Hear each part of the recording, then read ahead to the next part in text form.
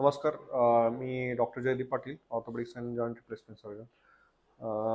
बऱ्याच OPDमध्ये आम्हाला पेशंट भेटतात जे हिप रिप्लेसमेंट आणि नी रिप्लेसमेंट करण्यासाठी आलेले आहेत, ज्यांना गरज आहे.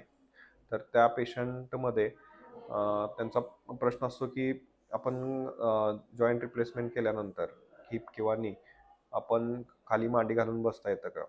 तर नक्कीच प्रत्येक पेशंटला मांडी घालून बसता येतं. आम्ही त्या इंट्राऑपरेटिव्ह अशा प्रोव्हिजन करतो की तो पेशंट मांडी घालून बसता येतं, त्याला चवड्यावरती बसता येतं.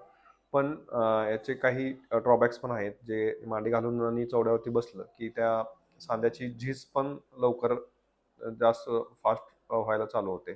त्यामुळे तो आपण सिरॅमिकचा जो जॉइंट आहे, तो 40 वर्ष टिकणार आहे. तो 30 वर्षावरती, 25 वर्षावरती यायची शक्यता असते. पण जे यंग पेशंट असतात, जे 20-25 वर्षांमध्ये ज्याची सर्जरी झालेली असते, तर वयाच्या 20व्या 25व्या वर्षी जी सर्जरी झालेली असते, त्या पेशंटमध्ये आपल्याला अ, अ, काही गरजेनुसार आपण मांडी घालून बसणे, चवड्यावरती बसणं असं त्यांना सजेशन देऊ शकतो. Thank you. Able to sit cross leg, मांडी घालून पूर्णपणे बसता येते म्हणजे after 3 months of surgery. So we can ask patient to sit cross leg and squat. This is squatting. And after 3 months of surgery, he is walking comfortably without any pain and without any discomfort and any limp.